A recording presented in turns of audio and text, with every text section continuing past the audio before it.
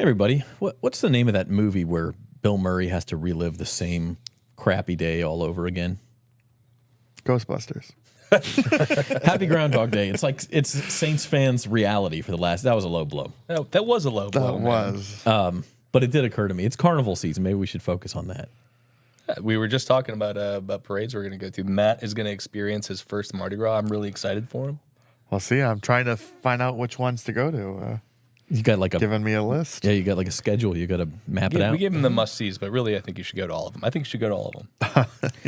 Go to all of them and then blog about them and when I'm a dead whatever man next state week you're for the in pod. at the end of it. Yeah. And we got a pretty packed show. These guys are back from Mobile. They are going to tell us what they took away from Senior Bowl practices. We'll talk a little bit about what you can watch for in the game tomorrow, which honestly is not a whole lot. And then I think the big news, Luke, and we'll talk a lot about this, is that you found out the Saints do plan to restructure Derek Carr's contract, which was one of the big offseason questions that we've got answered now. And we'll talk about what that looks like, how they came to that decision, and everything that entails. Sounds good. Let's get after it. All right. Proper introductions. Rod Walker. I'm Zach Ewing. That's Luke Johnson and Matthew Paris. This is Saints Insider for Friday, February the 2nd, and we are brought to you by Bank Plus. Saints Insider, sponsored by Bank Plus. Their banking decisions are actually made here in New Orleans by local bankers who know the community and take the time to know you. From small business to big business, home loans to bank anywhere technology, Bank Plus is here for New Orleans. Learn more at bankplus.net. You know it. You know, we all know it. I know your cadence for it, at least. Yeah. Well, one of these days, I'll just deadpan it completely. Don't do it. I want you to read it with more gusto. Let's get Bank Plus back on. Okay. All right. You heard us, Bank Plus. Sign back up. Okay. Takeaways from Mobile. Let's start there. You guys were there, 3 days? Yeah. Kind of got to see some Saints people outside of the building, hang out with some other NFL people.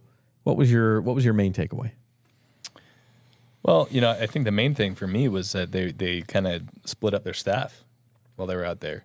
Normally, not always are you going to see full staffs out there, and I think teams are starting to kind of send less and less. It kind of varies by the organization, but the Saints are usually have a pretty heavy contingent there because they're so close. It's a 2.5 hour drive. A little less than that if you're lead-footed. So, I think Dennis Allen wasn't there. There was a couple key members of their front office that weren't there. They were all – those guys were back in New Orleans conducting their interviews for their offensive coordinator position, which is interesting because you could do some of that in Mobile. But we kind of saw only a handful of people representing the Saints out there. We saw defensive coordinator Joe Woods out there. I know Michael Hodges and Marcus Robertson, the defensive assistants, were out there. Doug Marone and Kevin Carberry, the two offensive line coaches. We see anybody else out there? It was kind of tough because they were all tucked away in the like the suites behind glass, so you couldn't really see exactly who was out there outside of who was on the field. But look, I mean, Jeff Ireland was there. The scouting staff was definitely there. They got their good close look at players. I know they were doing interviews with players out there, as every team does. So this is just kind of the first step toward the first big step toward like really building their evaluations on the players beyond what they saw from their game tape and talking to their college coaches. Matt, you mentioned something interesting. You wrote a story about it this week that Jeff Ireland talked about, and Luke hinted at, like Dennis Allen stayed behind, presumably to interview offensive coordinator candidates. Jeff Ireland, a little bit surprising me, he just came right out and said, it affects the way we scout not knowing who the offensive coordinator is. Now, it's early in the process, but it was probably different for them this year than it is most times in Mobile. Yeah, he said that at this point on the calendar, they're not really tying specific players to schemes anyway. It's more of a get-to-know-you phase, and then they do that a little bit later. So I think they do have some cushion here, for this search to commence, and then they'll start worrying about it. But he said, look, when they make a hire, whoever that is, they're going to have to tailor that to this new scheme, or if it is a new scheme, and even that guy's preferences, just like they do on the defensive side for Dennis Allen and his staff. So, it'll be interesting to see just what changes. If they go the Shanahan-McVay route. Jeff Ireland said how some schemes have more of a fullback. And I know the Saints use a fullback, but bigger linemen, more athletic. Like there are different body types for each system, and the Saints have been so set in their ways that it'll be interesting to see how much they're willing to adapt. And that's something Ireland said that, they're going to reach a point where they might have to. And the Saints aren't the only team dealing with this. I mean, there are a couple of other coordinator positions that are still open. I don't know how many it is now, 4 maybe? 4 or I think 5. it's 4 or 5, yeah. So, I mean, there are other teams that are also, dealing with this same thing. So I don't think people should be panicking because the Saints haven't made a hire yet. No, but it does kind of put into relief how much the Saints are juggling with this offseason. And we've talked about it before. They've got to nail these decisions. They've got to nail the OC decision. They've got to nail the draft. And it's still very early. This is really the very first step. Technically, we're not even in the offseason because the Super Bowl draft starts in Mobile. Yeah, but you've got, they've just got to make these decisions all at the same time, and they've got to nail all of them. Yeah, I mean, we've kind of talked about it, but this is the most important decision that Dennis Allen has made since he's been the head coach. You could argue it's the most important decision the Saints have made, going back to hiring Sean Payton probably. I mean, this is Dennis Allen's future, hinges on what they do in these next few months, because it's all going to carry over to the season, and it'll tell us if this team is heading in the right direction or not. Yeah, and you tie it with the big decision they made last year, right? Going out and getting the quarterback. If you get the right scheme in place for the quarterback, all that stuff can really mitigate a lot of other problems on the team. I think if the offense is functioning at a level where it's getting the most out of Derek Carr, where it's getting maybe more out of him than we've seen in the past, which I think is possible. I don't think he's falling off because of age. Then it could be really good. But it is, I think, as you're right. Yeah, those are the two. Those two decisions are the two biggest ones, maybe outside of hiring Dennis Allen. Definitely that have been made in the last couple of years since the Sean Payton era has kind of come to a close here. So I think the book is kind of still out on the first one on Derek Carr, and I think we can get a lot more clarity as far as where they're at if they get this right. Senior Bowl, the game itself is tomorrow. It's Saturday. The game is almost an afterthought, which is why you guys didn't stick around for it. If you're a Saints fan and you're watching this game, is there anything that you would look out for? Bo Nix, Michael Penix going to be the quarterbacks. A lot of the people, I was looking at some Saints mock drafts, and again, it's early, but Georgia offensive tackle Amarius Mims was mentioned, UCLA edge rusher Laiatu Latu. I hope I'm not butchering that too badly. Close, yeah. Alabama tackle J.C. Latham, Oklahoma tackle Tyler Guyton, Notre Dame tackle Joe Alt. I think of all of those guys, the only one who's actually playing tomorrow, I believe, is Tyler Guyton. Latu had some sort of leg soreness or something. Doesn't look like he's actually going to play. He was practicing. But anything you guys would specifically say, yeah, Saints fans, keep an ite on that. Well, I mean, I think that list is all you really need to know when you're looking at what you should be focusing on. Watch the trenches. Right. If you're the type of football fan who just likes to watch the ball, watch the quarterbacks and receivers and stuff, that's cool. I can appreciate that. But if you want to really dig into what could come out of this for the Saints, and as we know, the Saints love to draft Senior Bowl guys. I think from last year's class alone, I think I know Jake Haener was there. I think A.T. Perry was there. Jordan Howden was there. Nick Soldivari was there. This is just part of their history. They get a good look at these guys early. They kind of identify them early. And I think there's going to be guys from this year's Senior Bowl roster that are on this class. And when you look exactly what the Saints need, it is help in the trenches. So don't watch the ball. Game's not important from the outcomes. Watch the trenches and watch those guys play. And I think you'll get a good sense of maybe where they're going. But you should watch Michael Penix throw the ball just because it's just such a pretty left-handed stroke. Yeah, it's beautiful. It's funky. Well, that's what's fun about it too. I mean, not that the Saints are going to draft a quarterback at 14, but if there is I'm just kind of interested in this class of who becomes QB4. The top 3 are set: Caleb Williams, Jaden Daniels, and Drake May, and then who's going to be that 4th guy? And it seems like the Senior Bowl is a pretty good opportunity for one of those guys to emerge, whether it's Penix, Bo Nix, Michael Pratt. No. I am interested to see Michael Pratt in this game. Got a chance to talk with him for a little bit in the Senior Bowl. Didn't realize that he didn't even start playing ball until high school. He's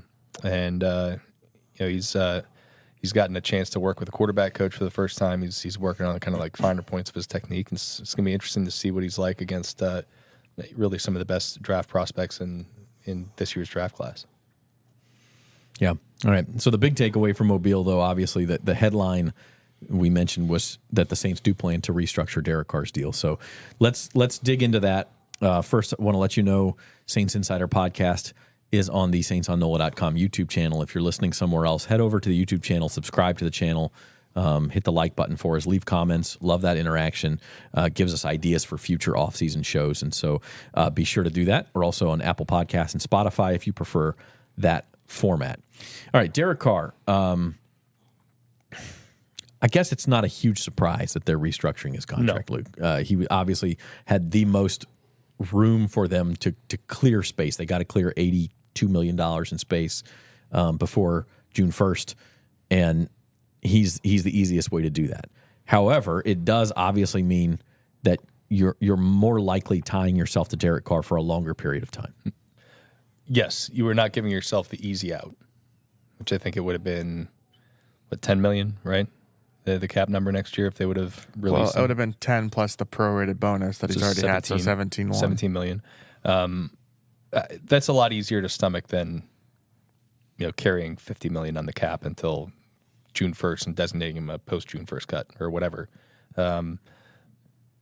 So yes, it was. I don't want to say it was a foregone conclusion though. It was an expected move. They've got to clear $80 million in cap space just to be compliant with the cap. Odds are they're going to clear more than that, so they can make some free agency moves and whatnot. But he was the biggest chip on the table. I think they free up something like $23 million right after we looked at the contract. And this was the 4 years were kind of baked into it to allow them to spread out the hit even more. So yeah, it was something that we all kind of anticipated as a likelihood. But we hadn't gotten really any clarity as far as what their plans were and what they really felt about his season, because I think this is kind of a referendum on that, right? I think if you just look at the social media, as we've talked about a lot ad nauseum, a lot of people didn't want him to make the move and don't want them to restructure his car because they want the out next year. But I think it's clear if the Saints are viewing this as like we're going to make this move and move this money around, then it's clear that they don't feel that way. They don't feel like they need to have the out next year. So again, this is all expected. The move has not been made yet. They could just as easily go, you know what, let's go another route with it. But this is what they're planning to do is they look at how they're going to navigate the cap this offseason. Yeah. What I think is interesting about it is it doesn't necessarily preclude them from cutting Derek Carr in 2025. It makes it trickier. You mentioned the $50 million. Because of this, his dead cap goes to $50 million for pre-June 1st cut. They wouldn't do that because it would cost more against the cap to get rid of him. It's like a $4 million penalty plus, the $50 million left on the books. But if you split it across a post-June 1st cut, it saves you money in 25 and 26. But to do the June 1st cut, you have to carry that $50 million the whole time. Now, because the Saints are so Strapped with the cap elsewhere, it's kind of harder to carry that $50 million, and that's kind of why when we've been saying, all right, if you pick up this or if you restructure the contract, they're essentially tying it to him for 2025. That's kind of why, but it's not impossible, and we've seen the Saints be creative before. So I still think they actually have some wiggle room here. Just it's a lot harder of a line to walk than versus that clean break that they could have had. Which is kind of like the whole thing with the Saints and their cap management. The longer they keep doing this, and the more and more they keep doing this, the harder, the narrower their path gets. It's just the nature of it. If you keep pushing money back, the numbers are going to keep getting bigger and bigger and bigger for players the following years. I mean, you look at 2025, as of right now, like Ryan Ramczyk, Marshawn Lattimore, Alvin Kamara, I think all of them are north of $25 million cap hits next year. Mm-hmm. And then if you keep pushing that back, then the cap hits for 2026 get larger. And essentially that just becomes dead weight on your cap. Yeah. And then you just have, where you have a situation where you're paying, upwards of $60-70 million against your salary cap for players who are no longer on your team. That's where things get really, really difficult. And You're listening to Dennis and Mickey, though. I mean, all indications are, I mean, they believe in Derek Carr. I mean, they've talked about it all season long. At the end of the season, they talked about it. They talked about some of the issues he had during the season, and you said, he's maybe injured more than people realized, and now they're bringing in, a new coordinator. So, I mean, I think this team believes in Derek Carr. I mean, that's what they've told us. And to be fair to the Saints, I mean they have guys in the building that know a lot more about this than we do. They have a plan. They're juggling a lot of things, but they know what they're doing. It's just a matter of whether it's the right thing to do. Right. And it gets harder. The thing that makes it harder is when the players don't perform at the level you're paying them. They can't have another season where Cam Jordan's getting 2 sacks. He's eating up too big a chunk of the pie for that to happen. Right. Go ahead, man. Just something I've learned kind of doing this, just being here a few months now. Like, I kind of always view this in a vacuum of, all right, if they pick up the option, or not pick up the option, but if they restructure the contract, it's a clear sign they believe in the player. After talking, at Mobile and hearing kind of perspectives of how the Saints do things, it's kind of more just they arrange these contracts so they can get cap compliant, and it's not necessarily, yes, we believe in Derek Carr. They believe in Derek Carr for a ton of other reasons, but they've structured this contract this way because of the void years, like Luke mentioned, and it's a lot easier just to navigate the cap that way. I think you bring up an interesting point about players performing, though, too. If you go back, and we're not privy to every discussion, obviously, that goes on with this coaching staff or the front office, but go back, Rod, to Saints are 5-6. They just lost to Atlanta. Carr had just thrown a pick 6. Everybody was down. There had to have at least been some thought of maybe we should walk away while we still can. I mean, and that would have made things more difficult in other ways, but probably the way he played over the last month helps that decision become a little easier. Yeah, probably, but I don't know even if at that point they thought that, because even when we talked to Dennis Allen and Pete Carmichael at the time, they always talked about all the other things that weren't going right. The offensive line was struggling. They couldn't get the run game going. And so I think they kind of used those for, I don't want to say excuses, but they just thought it was more of a big picture thing and not an individual quarterback thing. So I don't know if they ever actually thought that or not.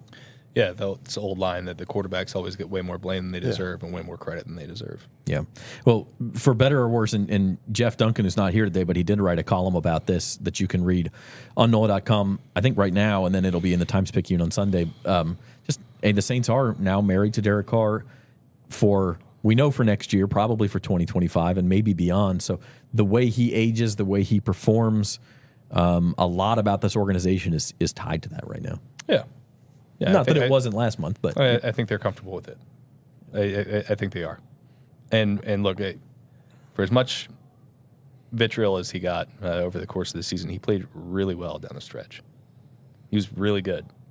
If they can get more of that out of him, instead of having it be 4 games, have it be 8 games, they're probably a playoff team. So, I think I don't blame him for doing this. They made a commitment to him. It didn't go as everybody planned this year, but I think they're still holding on, or kind of sticking to their guns there. And if they get the offensive coordinator right, I mean, it could look really good next year. A good segue. I think we'll wrap up there. The offensive coordinator search, as of this point, has not really progressed since we talked Wednesday. It's progressive. They've still waiting. Yeah. Well, I guess since you guys talked on Wednesday. We talked on Wednesday. Yeah. Yeah. I mean, they added a couple candidates to the list this week, right? Greg Lewis, Brian Johnson last week. Brian Johnson was last Luke week. Getsy. Greg Lewis and Luke Getsy. Yeah. And Luke Getsy was actually, it was just something that hadn't been reported yet. He was on his second interview. So I think there's 7 active candidates right now. I believe that's right. 7 that we know of. 7 that we know of. 2 in the Super Bowl. 2 are in the Super Bowl, 1's in-house, and then the others are Lewis, Brian Johnson, Luke Getsy, Sullivan, Mike Sullivan. Yeah. Yeah. So, I still, and this is not based on on what people were telling me in Mobile. They were all kind of keeping their mouths shut about like where they're leaning with this. I think this is really a Dennis Allen call. That's why he was the one who was back. But I mean, my gut tells me like it feels like one of the San Francisco guys has got to be one of the top targets. And there's still open jobs out there, like we discussed. They're not the only ones competing with those for those guys, but. Klint Kubiak is a name that I just feel like makes a ton of sense. A lot of other people feel the same way about that. Every time I kind of brought that name up, there was a lot of like nodding heads with other reporters and other people in the league. I don't know if that's the direction they go, but I think the two San Francisco guys make a lot of sense, and they still have a game to play. Somebody told me if one of them was to accept the job, it'd be before the team left for Vegas or after the game. So yeah. I did want to bring up Ronald Curry because he's the internal candidate, and the longer this goes on, I don't know that increases the chance that they would hire Curry. But it's interesting. He's a quarterbacks coach. He's well thought of. The new offensive coordinator basically has to be okay with him being in the building at this point. Because I don't think you're going to tell Ronald Curry you have to leave and go find something else. Maybe you do, but I don't think that's the way the Saints are going to operate. So where does Ronald Curry fit in all of this? Does it feel like we're heading toward if not co-coordinators, at least Ronald Curry is sort of, you bring somebody in and say, look, we want Curry to stay on staff? I don't know. I do know that. I think we all know that Ronald Curry wants to be a coordinator, and I do think if he gets passed over for this job or doesn't get it, I could see him looking to go elsewhere. Mm-hmm. I think he wants to be a coordinator, and he's been here, I think since 2017, maybe. Is that long? Do you know? I think it's longer. Maybe longer than that. Yeah, but he's been here since like 15 or 16. Okay. But he took over the receivers coach.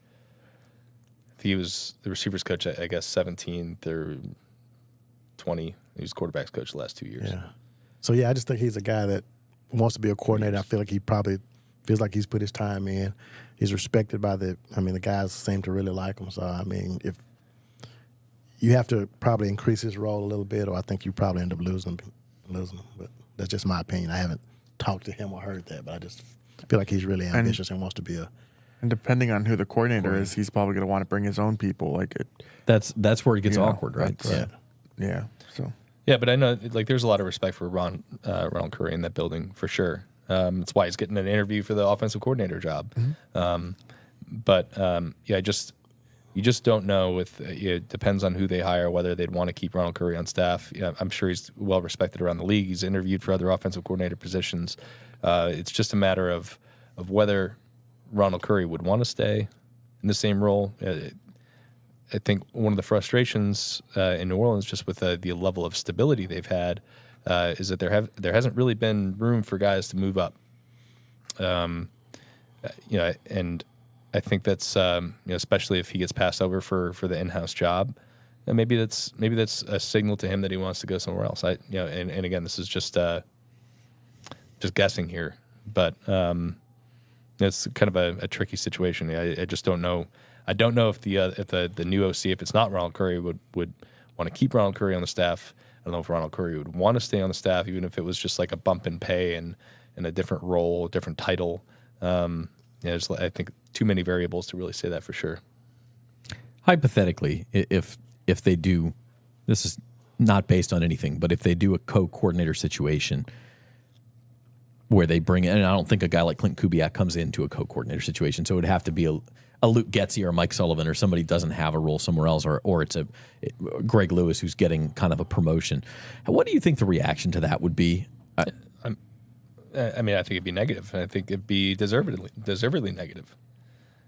They tried a co-coordinator thing, but it's just like, okay, but neither of those guys are really a coordinator. Just be this 1 foot in, 1 foot out thing. Yeah, it's just a title thing, If they want to put a title on it, but they say like, okay, but like so and so is calling plays and he's the guy, what's the point of even doing the title? What's the point of calling somebody pass game coordinator or run game coordinator? But this guy's calling plays. It's like that's the guy who's going to get the job. Yeah. I think at this point, if it's anyone but the San Francisco dudes, it's going to get a negative reaction. And that's what I said the other day. Yeah. In fact, I think Kubiak's the only one that gets a really positive reaction. I don't even know if Greasy gets everybody fired up, but Right. But the San Francisco guys are definitely, I think, the ones that are going to move the needle with the fan base. And if that's the case, then we've got to wait at least another week. So we will see what happens. And we will be back next week. Can I give a shout out? Do we do shout outs on here? Absolutely. Sure. This is Luke's guy too, but got to give a shout out to Teddy Bridgewater. Oh, yeah. He was named the head coach at his old high school, Miami Northwestern, this morning, and he's a guy that obviously the Saints fan base embraced and fell in love with after 5 games in 2019. And so he's retiring from football. He spent his past season with the Detroit Lions, and obviously they lost in the NFC Championship game Sunday, but just wanted to give him, say congrats to him as he pursued something that he's always kind of talked about he'd end up doing. And he's played with like 6 teams, and Washington was not one of them. Had to get out Washington plug in. That's true. I didn't mention it. I thought about it with the San Francisco guys. You should do the Teddy dance. No, I should not. Teddy's legitimately one of the nicest, most genuine football players I've come across in 6 years covering the league. Great guy, very happy for him. He gets to go back to Miami, and I'm happy that that his alma mater, Miami Northwestern, has somebody like him to mentor those kids, because he's perfect for that. I hope he does a great job there. Who knows how his career would have turned out if not for the knee injuries early on. In Minnesota. It just kind of derailed everything. So. My 11-year-old son, who was 7 at the time, won. You remember the Raising Cane's used to have the junior gumbo contest where you filled out the form, and my 11-year-old son, 7 at the time, won that. And the game that we got to go to, and he was the little junior gumbo dog, was during Teddy's run, and he still to this day loves Teddy Bridgewater. That's the impact the guy had in 7 games for the Saints. So it just says a lot about him. My favorite thing during that stretch was that I think it was like